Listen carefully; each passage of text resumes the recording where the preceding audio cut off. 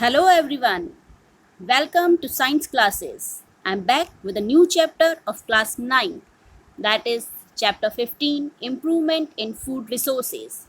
So सबसे पहले हमें यह जानने की ज़रूरत है कि फूड रिसोर्सेज में इम्प्रूवमेंट की ज़रूरत आखिर हमें क्यों है. So India is a very populous country. Our population is more than 1 billion people. In that case, to feed this large population, we will soon need more than a quarter of billion tons of grain every year. जैसे कि India में population बहुत ज़्यादा है और उसके comparison में land बहुत कम है, तो we are in need to improvement in food resources, ताकि कम लैंड एरिया में भी हम ज़्यादा से ज़्यादा प्रोडक्शन कर सकें और हमारे सारे लोगों की जितनी भी नीड्स हैं उसे हम फुलफिल कर सकें. So first, we should know what are resources. Resources are those substances that is used to satisfy human needs. Typically, resources are materials, energy, services, staff, knowledge, or other assets that are transferred to produce benefit and in the process may be consumed or made unavailable. तो resources वो होते हैं जो किसी ना किसी तरह से हम humans को फ़ायदा पहुँचाए, उन सभी को हम resources कहते हैं. And food, you know very well, food is the ultimate source of energy. Actually, it provides metabolic energy, it helps in body repairing, it provides us nutrients. Daily हमारी जो एक्टिविटीज़ है उनको कंट्रोल करने के लिए हमें फूड की ज़रूरत है. तो बेसिकली फूड हमें कहाँ कहाँ से मिलता है? Basically we may get food from agricultural works, I mean from cereal, pulses, vegetables, ये सारी चीज़ें हमें फूड प्रोवाइड करता है जो कि एग्रीकल्चरल में आते हैं. और दूसरा लाइव स्टॉक, जितने भी लिविंग एनिमल्स हैं जिनसे हमें मिल्क, मीट, एग, हनी ये सब मिलता है, या फिर फिशेस. तो ब्रॉड वे में हम लोग दो कैटेगरीज में डिवाइड कर सकते हैं हमारे फूड रिसोर्सेज को. एक तो फूड हमें मिलता है प्लांट्स के थ्रू, दूसरा हमें फूड मिलता है एनिमल्स के थ्रू. तो इस चैप्टर को हम दो सेक्शन में पढ़ेंगे. फर्स्ट हमारा सेक्शन होगा agronomy, which deals with the rearing and management of crop plants, and second will be animal husbandry. Animal husbandry के बारे में हम दूसरे मॉड्यूल में पढ़ेंगे. तो अभी इस मॉड्यूल में हम स्टार्ट कर रहे हैं क्रॉप्स के बारे में, या यूँ कहें एग्रोनॉमी के बारे में. सो चाहे किसी भी तरह की स्टडी हम कर रहे हैं, एग्रोनॉमी कर रहे हैं, चाहे एनिमल हस्बेंड्री कर रहे हैं, हमें ज़रूरत है सस्टेनेबल प्रैक्टिसेस की. सस्टेनेबल प्रैक्टिसेस क्या हैं? The practice of poultry, animal husbandry and agriculture to maximize the yield in order to satisfy the changing human needs without disturbing the balance of nature and natural resources. मतलब हम इस तरह से हमारी practices को develop करें कि हमें तो फ़ायदा हो, लेकिन साथ ही साथ हमारे फ्यूचर जनरेशन्स को भी फ़ायदा हो, उन्हें भी वो सारी चीज़ें मिलती रहे और नेचर को भी किसी तरह का नुकसान ना हो. इस तरह से हमें हमारी प्रैक्टिसेस को डेवलप करना है कि हमें भी फ़ायदा मिले, हमारे फ्यूचर जनरेशन्स को भी फ़ायदा मिले और बदले में नेचर को भी किसी भी तरह का कोई नुकसान ना हो. तो सबसे पहले हम ये देखेंगे कि फूड में आखिर हमें क्या क्या चाहिए. तो बेसिक न्यूट्रिएंट्स जो हम इंटेक करते हैं वो होते हैं carbohydrates, proteins, fats, vitamins, minerals. इन सब के कुछ सोर्सेज मैंने यहाँ पर बताए हैं आपको. Carbohydrates we may get from cereals such as wheat, rice, maize, millet, sorghum. Protein specially we may get proteins from the pulses. Fat we may get from oil seeds including soybean, groundnut, sesame, castor, many more. And vitamins and minerals especially we get from vegetables, spices and fruits. यहाँ पर कुछ fodder crops के बारे में भी मैंने लिखा है. Some of the examples of the fodder crop. Fodder crops मतलब जो हम एनिमल्स को जो हम चारा खिलाते हैं, that is fodder crops. They are berseem, oats और सूडान ग्रास. तो ये कुछ सोर्सेज ऑफ न्यूट्रिशन हैं जो मैंने आपको यहाँ बताए हैं. अब बेसिकली दो तरह की क्रॉप्स होती हैं, खरीफ क्रॉप, रबी क्रॉप. एक थोड़ा बहुत इंट्रोडक्टरी पार्ट्स हम लोग देख लेते हैं क्रॉप प्रोटेक्शन को शुरू करने से पहले. तो दो तरह के क्रॉप्स होते हैं, kharif and rabi crop. Kharif crops are also known as summer season crop and rabi crops are also known as winter season crop. As their sowing periods are there, kharif crop is grown in the rainy season from month of June to October and rabi is grown in the winter season from November to April. दोनों की कुछ examples मैंने यहाँ पर आपको बताए हैं. खरीफ crops के एग्जाम्पल्स हैं पैडी, सोयाबीन, पिजन पी, मेज एट्सेट्रा. रबी क्रॉप्स में हैं वीट, ग्राम, पीज, मस्टर्ड, लिनसेड एट्सेट्रा. तो दोनों क्रॉप्स को आप आराम से डिफ्रेंशिएट कर सकते हैं. एक जो समर सीजन क्रॉप है, एक जो विंटर सीजन क्रॉप है. दोनों के ग्रोइंग सीजन्स भी अलग अलग हैं, तो इस तरह से हम इन्हें डिफ्रेंशिएट कर सकते हैं. Now let's start the first part of our chapter, that is agronomy, which deals with the rearing and management of crop plants. तो किसी भी क्रॉप यील्ड को इम्प्रूव करने के लिए बेसिकली हमें 3 बातों की ज़रूरत है. क्रॉप यील्ड्स को इम्प्रूव करने की क्यों ज़रूरत है वो मैं बता चुकी हूँ कि इंडिया बहुत पॉपुलस कंट्री है, पॉपुलेशन तो बहुत ज़्यादा है, जगह बहुत कम है, तो इसीलिए हमें कम जगह में ज़्यादा प्रोडक्शन करना है, इसीलिए we are in need of improvement in crop yields. अब क्रॉप यील्ड्स में इम्प्रूवमेंट कैसे किया जाए, तो उसके 3 तरीके हैं. फर्स्ट है क्रॉप वैरायटी इम्प्रूवमेंट, मतलब हम वैरायटी ही अच्छी यूज़ करें, हम सीड्स अच्छी क्वालिटी के लें ताकि हमारी क्रॉप का प्रोडक्शन अच्छा हो. सेकेंड क्रॉप प्रोडक्शन इम्प्रूवमेंट, हमने सीड भले ही बहुत अच्छा ले लिया मगर हम उसको प्रॉपर न्यूट्रिशन प्रोवाइड नहीं कर रहे हैं, हम उसकी टाइम टू टाइम इरिगेशन सिंचाई नहीं कर रहे हैं, टाइम पे हम उसे पानी नहीं पिला रहे पेड़ पौधों को, हम उन्हें proper nutrient manure fertiliser provide नहीं कर रहे हैं, तो ऐसे में हमारा प्रोडक्शन अच्छा नहीं होगा, भले आपने कितनी ही अच्छी वैरायटी क्यों ना ले ली हो. देन थर्ड, सपोज हमने वैरायटी भी बहुत अच्छी ली है, हमारा क्रॉप का प्रोडक्शन भी बहुत अच्छे से हुआ है, हमने उसको अच्छा फर्टिलाइज़र मेन्योर इरिगेशन सब चीज़ों का हमने ध्यान रखा, लेकिन last point is crop protection management. जितनी भी हमारी क्रॉप हम एट लास्ट हार्वेस्ट करेंगे वो सारी की सारी क्रॉप एक साथ एक ही दिन में तो बिक नहीं जाएगी, तो कुछ समय के लिए हमें उसे स्टोर करने की ज़रूरत पड़ सकती है. अगर स्टोरिंग में इन केस कुछ हो गया, पेस्ट इंसेक्ट्स किसी ने हमारी क्रॉप को ख़राब कर दिया, तो फिर हमारी क्रॉप की क्वालिटी फिर से ख़राब हो जाएगी. तो यानी हमें 3 चीज़ों का ध्यान रखना है क्रॉप इम्प्रूवमेंट में, that is crop variety improvement, crop production improvement and crop protection management. So we are starting with crop variety improvement. तो कैसे किया जाता है वैरायटी इम्प्रूवमेंट? 2 तरीक़ों से किया जाता है. First is hybridization and second is genetically modified crops. So what is hybridization? Hybridization is crossing between genetically dissimilar plants to bring together the useful characters of these into one progeny. यानी 2 plants में आपस में crossing करवाई जाती है जिसके अलग अलग तरीके होते हैं, इमैस्कुलेशन, बैगिंग, वो सब आप सीनियर क्लासेस में पढ़ेंगे. तो अभी के लिए आप ये समझ लें कि hybridization involves crossing of 2 unrelated but desirable plants to bring together the useful characters of these into one progeny, that is called hybrid. That progeny is called hybrid. यानी 2 अलग अलग तरह के प्लांट्स को चूज़ किया जाता है जिनमें हमारी डिज़ायर्ड करेक्टरिस्टिक्स हों, उन दोनों में आपस में क्रॉसिंग करवाई जाती है जिससे जो हमें नया हाइब्रिड प्लांट मिलता है उसमें उन दोनों के अच्छे अच्छे करेक्टरिस्टिक्स होते हैं. तो हाइब्रिडाइजेशन 3 तरीके से किया जाता है. Inter varietal hybridization, it deals with the crossing between 2 plants having different varieties like wheat. Interspecific hybridization deals with the crossing between 2 plants having different species of the same genus like sugarcane. And intergeneric hybridization, it deals with the crossing between 2 plants having different genes like we can say pomato, which is made up of with the help of potato and tomato. तो inter varietal जो 2 different variety के बीच में हो, inter specific जो 2 different species के बीच में हो, inter generic जो 2 डिफरेंट जीनस के बीच में हो. सो इस तरह से हाइब्रिडाइजेशन किया जाता है अच्छी वेराइटी लेने के लिए. Now the next method is genetically modified crops. These are also known as GM crops और we can say transgenic crops.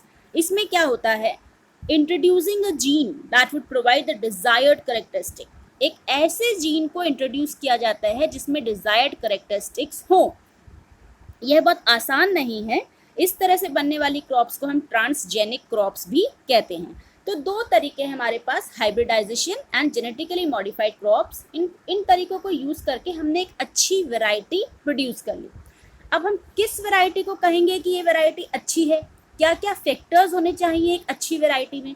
तो एक अच्छी वैरायटी वो होती है जो हायर यील्ड दे, मतलब it's objective is to increase the productivity of the crop per acre. Okay, so जो अच्छी यील्ड दे हमें. सेकंड, इम्प्रूव्ड क्वालिटी, जिसकी क्वालिटी अच्छी हो. अब क्वालिटी अलग अलग टाइप के प्लांट्स के लिए अलग अलग होती है. जैसे हम कहेंगे वीट, तो वीट के लिए बेकिंग क्वालिटी इज़ इम्पॉर्टेंट. अगर हम बात करें पल्सेस की तो उनके लिए प्रोटीन क्वालिटी इज़ इम्पॉर्टेंट, कि उनके सीड्स में प्रोटीन क्वांटिटी में ज़्यादा होना चाहिए. अगर हम बात करें ऑयल प्लांट्स की तो उनमें ऑयल की क्वांटिटी ज़्यादा होनी चाहिए. तो इस तरह से अलग अलग प्लांट्स के लिए क्वालिटी का मतलब अलग अलग होगा. Now next is biotic and abiotic resistance. जो हमने वैरायटी बनाई है that should be biotic and abiotic resistance. Biotic factors are those which are living factors, okay, like termites, we can say some pest, insect, इनका उस पर कोई effect ना हो, इस तरह की बायोटिक रेजिस्टेंट वैरायटी हमारी होनी चाहिए. और या फिर अबायोटिक. अबायोटिक का मतलब है drought, salinity, water logging, heat, cold, इन सब का उस वैरायटी पर कोई इफेक्ट ना हो.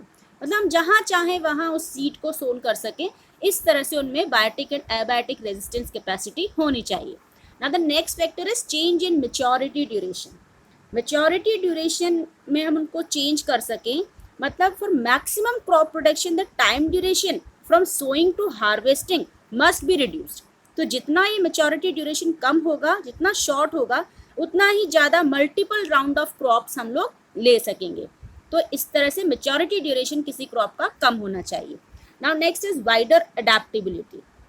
Wider adaptability helps the crop in stabilizing under different environmental conditions like extreme moisture, drought, temperature, flood, etc. में भी वो अगर प्लांट रह सके तो उसे हम कहेंगे wider adaptability, कि हर तरह की सिचुएशन में वो अपने आप को अडेप्ट कर लेता है.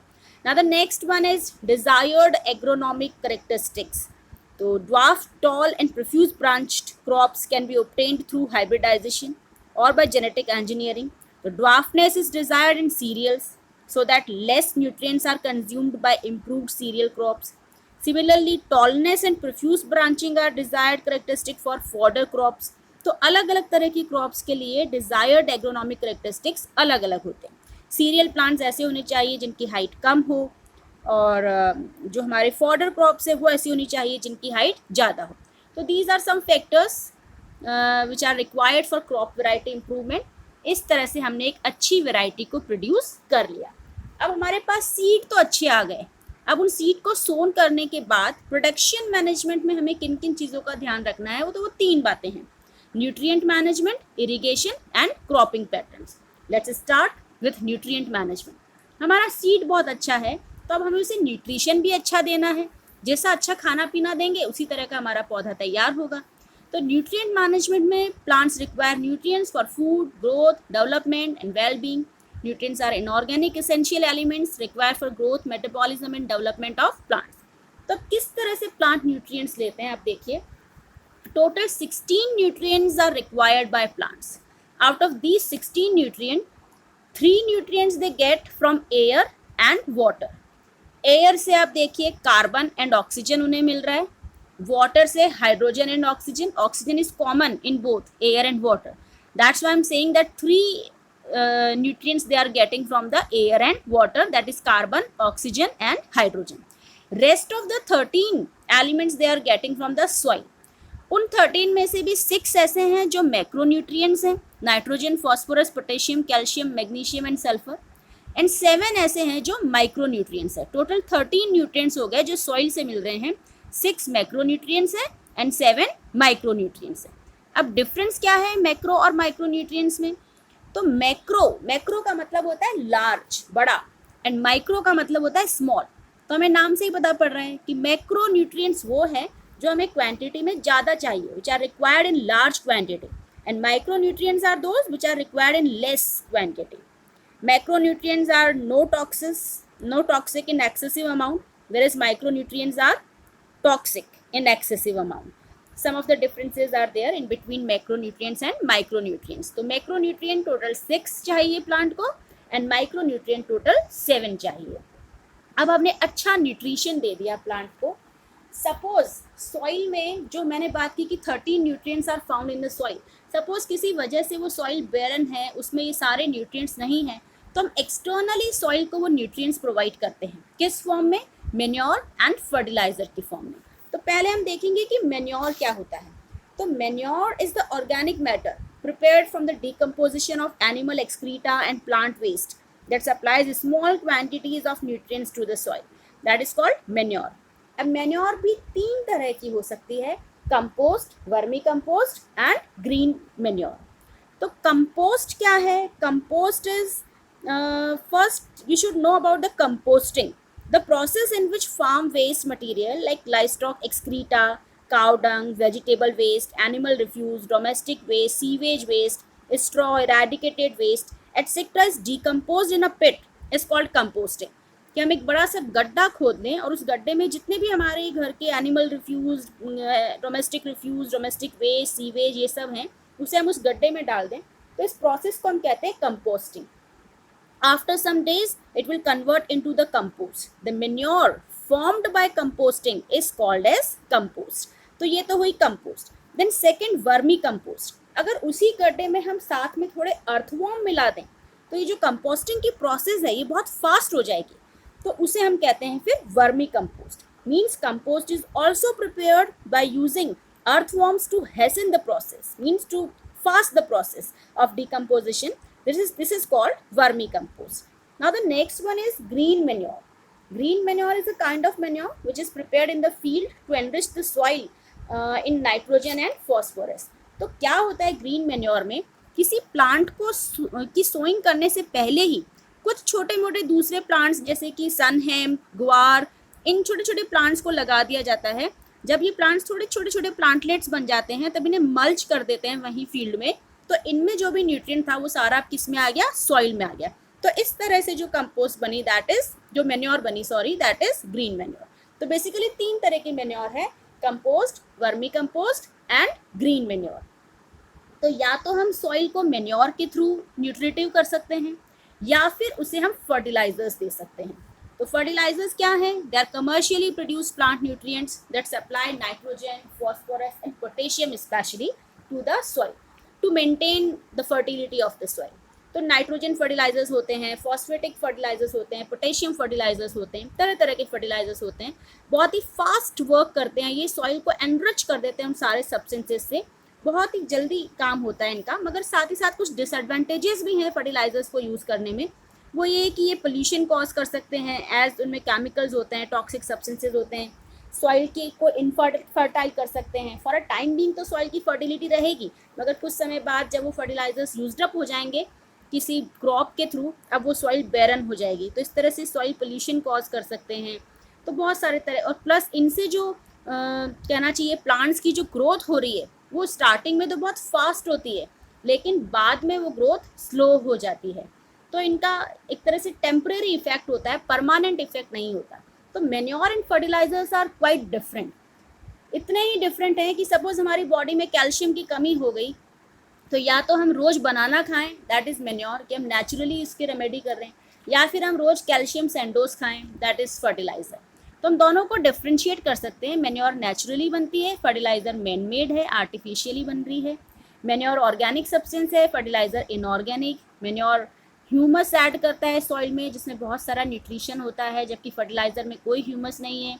Manure is not nutrient specific, variety of nutrients are found in the manure, whereas fertilizer is nutrient specific, whether it will give potassium or nitrogen or something else. Manure is cheaper, fertilizer is costly as it is prepared in the factories. So these are some of the effects of the differences between manure and fertilizer. So now एक और तरीका भी आपको मैं यहाँ बताना चाह रही हूँ कि न्यूट्रिएंट्स तो इस तरह से हम प्रोवाइड करते ही हैं, साथ ही साथ हमें आजकल जो बहुत ज़्यादा फेमस है फार्मिंग का तरीका वो है ऑर्गेनिक फार्मिंग. ऑर्गेनिक फार्मिंग एक वो फार्मिंग सिस्टम है जिसमें एक तरह से केमिकल्स या फर्टिलाइजर्स या हर्बिसाइड्स, पेस्टिसाइड्स, इंसेक्टिसाइड्स, इन केमिकल्स का बिल्कुल यूज़ किया ही नहीं जाता है. इनकी जगह सारी नेचुरल चीज़ों को यूज़ किया जाता है. तो उस तरह की फार्मिंग को हम कहते हैं ऑर्गेनिक फार्मिंग. तो सिग्निफिकेंस क्या हुए? ऑब्वियसली इससे it will prevent soil pollution, soil and water pollution, retain soil fertility, fertility को मेंटेन करेगा, कोई केमिकल्स सॉइल में नहीं आएंगे, प्रॉपर नरिशमेंट देगा ये हमें, protects from harmful effects of chemical fertilizers. तो ऑर्गेनिक फार्मिंग एक बहुत अच्छा तरीका है जिससे हम केमिकल्स को हमारी बॉडी में एंटर होने से बचा सकते हैं. लाइक अगर हमें हम इसमें टर्मेरिक को यूज़ कर सकते हैं, नीम लीव्स को यूज़ कर सकते हैं अपनी क्रॉप को स्टोर करने के लिए. तो इस तरह से नेचुरल चीज़ों को ही इसमें यूज़ किया जाता है बजाय केमिकल्स के. तो अब हमारा जो हमने अच्छी वैरायटी डेवलप कर ली थी, एक अच्छा सीड हमने बना लिया बाय क्रॉप वैरायटी इम्प्रूवमेंट, उस सीड को हमने सोन किया, सॉइल में हमने अच्छा न्यूट्रिशन प्रोवाइड किया बाय मैन्योर और बाय फर्टिलाइज़र. अब बारी आई इरिगेशन सिस्टम की, क्योंकि उस पौधे को हमें पानी भी पिलाना पड़ेगा. तो इरिगेशन में क्या है? It is the alternative arrangement of water supply to the crop. अब किस किस तरह से ऑल्टरनेटिव अरेंजमेंट्स हम कर सकते हैं इरीगेशन के, because India it solidly depends on monsoon for water. तो पूरे साल तो बारिश नहीं आएगी ना, तो हमें उस पानी को किसी न किसी फॉर्म में हमारे पास कलेक्ट करके रखना पड़ेगा, ताकि जब जब हमें ज़रूरत हो इरीगेशन की तो हम उस पानी को प्रोवाइड करवा सकें। तो 4 तरीक़ों से हम पानी को स्टोर कर सकते हैं हमारे पास, wells, canals, river lift system and tanks. तो सबसे पहले वेल। बेसिकली 2 तरह के वेल्स होते हैं, dug well and tube well. Dug well वो होते हैं in which the bottom of the dug well lie below the ground table. Ground table के जस्ट नीचे ही तक ही वो खोदे जाते हैं, इनकी लंबाई थोड़ी सी कहनी चाहिए कम होती है। जबकि tube well, the bottom of tube well lie deep to the ground table, बहुत अंदर तक डीप तक होते हैं, इसीलिए इन्हें पंप्स के थ्रू पानी को, इलेक्ट्रिसिटी के थ्रू उस पानी को ऊपर खींचा जाता है। तो इस तरह से 2 तरह के वेल्स होते हैं, dug well and tube well. Then the next one is canals. अब कैनाल्स क्या हैं? This is an elaborate and extensive irrigation system. In this system canal receive water from one और मोर रिजर्वोयर और from river. This canal system helps in generation of hydropower, flood control, mitigating drought, etc. The main canal is divided into branch canal, and the branch canals are further distributaries to irrigate field.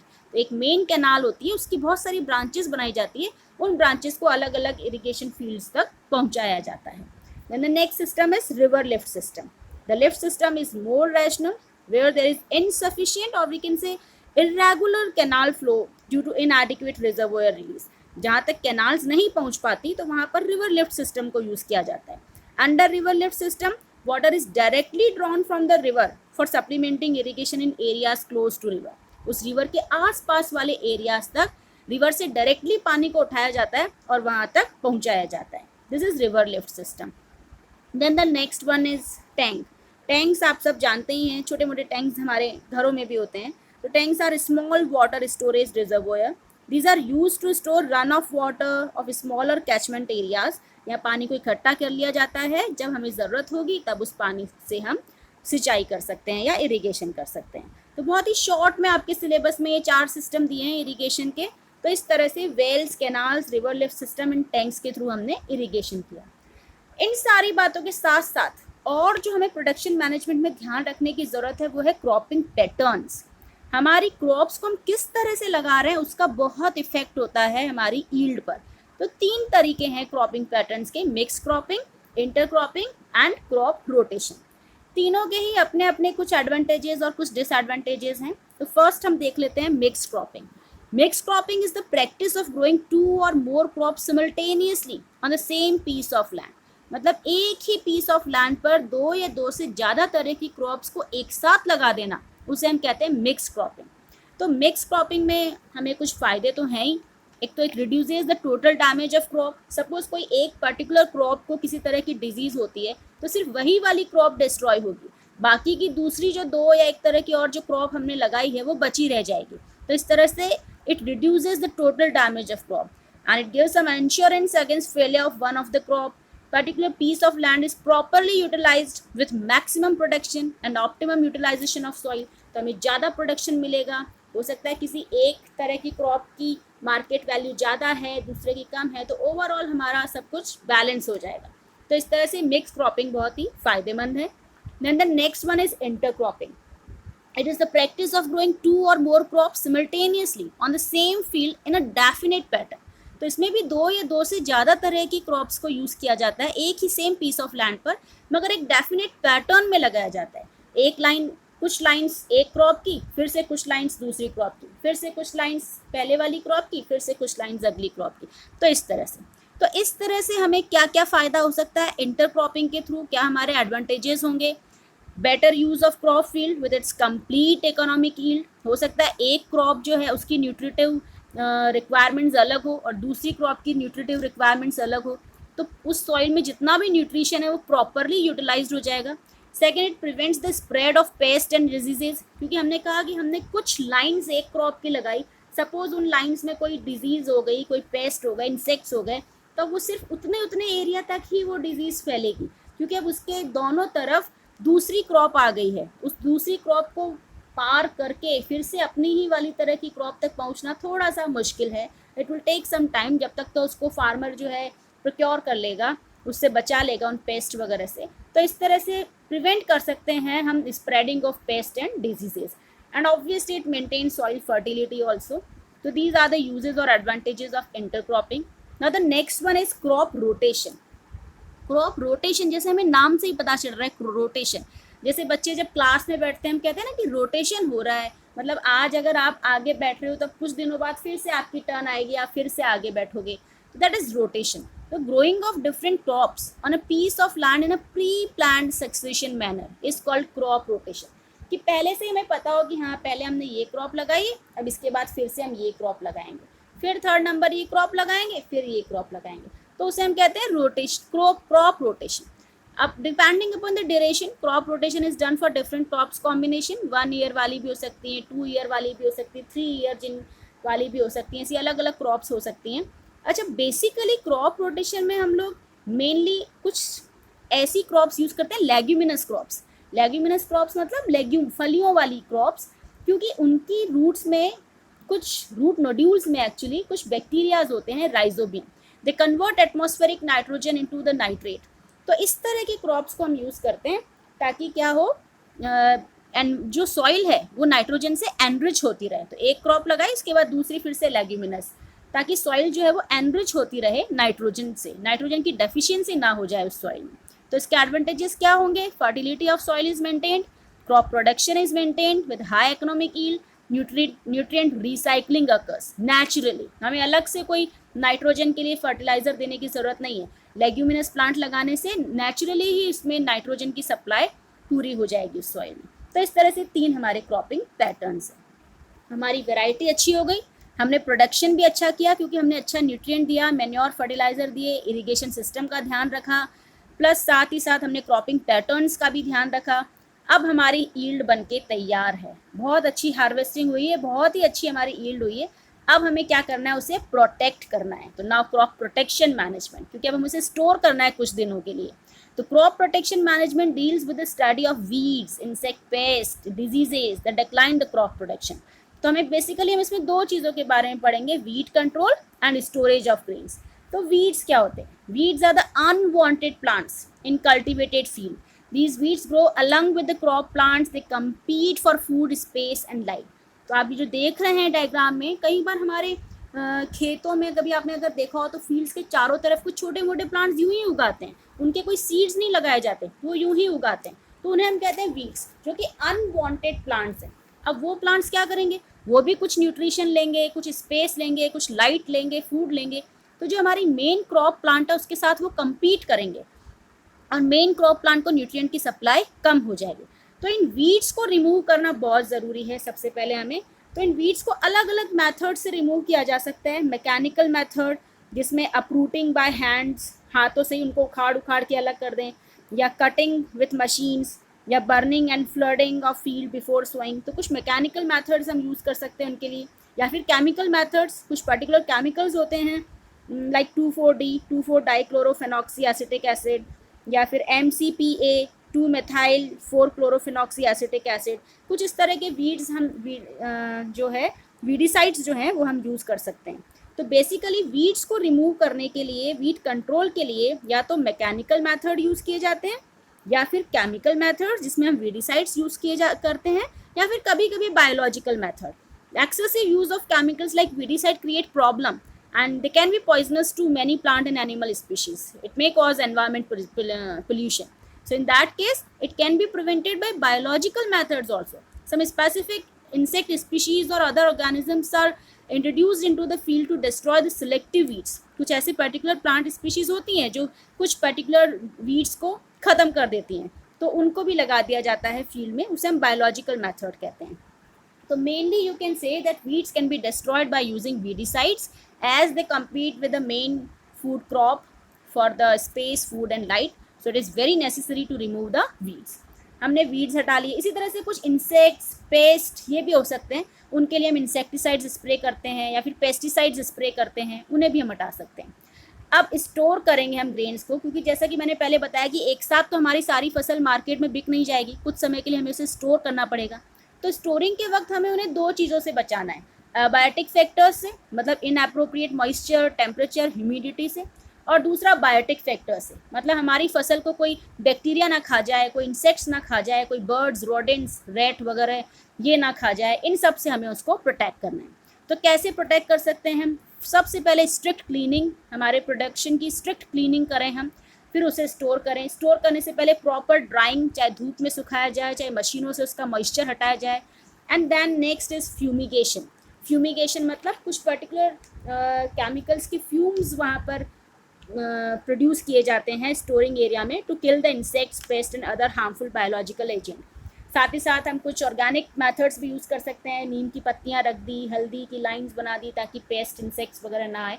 इस तरह से लंबे समय तक हम सिलॉस में हमारे grains को स्टोर कर सकते हैं और जैसे जैसे उनको ज़रूरत पड़े मार्केट में भेजने के हम उसे भेज सकते हैं। तो बेसिकली 3 हेडिंग्स में हमने एक तरह से एग्रोनॉमी को पढ़ा है। सबसे पहले हम अच्छी वैरायटी प्रोड्यूस करेंगे बाय हाइब्रिडाइजेशन और बाय जेनेटिकली मॉडिफाइड क्रॉप्स। फिर उस अच्छी वैरायटी को, वो वैरायटी का प्रोडक्शन अच्छा हो, उसके लिए हम क्रॉप प्रोडक्शन मैनेजमेंट पर ध्यान देंगे, जिसमें हम अच्छा न्यूट्रिएंट देंगे मैन्योर या फर्टिलाइज़र की फॉर्म में। Proper irrigation methods, irrigation supply का ध्यान रखेंगे हम। साथ ही साथ हम क्रॉपिंग पैटर्न्स का ध्यान रखेंगे। हमारी फसल बहुत अच्छी हो गई, अब हम उसका प्रोटेक्शन मैनेजमेंट करेंगे। इसे स्टोर करते हुए हम पहले तो वीड्स से भी उसको प्रोटेक्ट करेंगे और स्टोर करते हुए हम बायोटिक और अबायोटिक फैक्टर्स को रिमूव करने का भी ध्यान रखेंगे। तो I hope you like the video. Channel को सब्सक्राइब करना ना भूलें। Thank you for watching.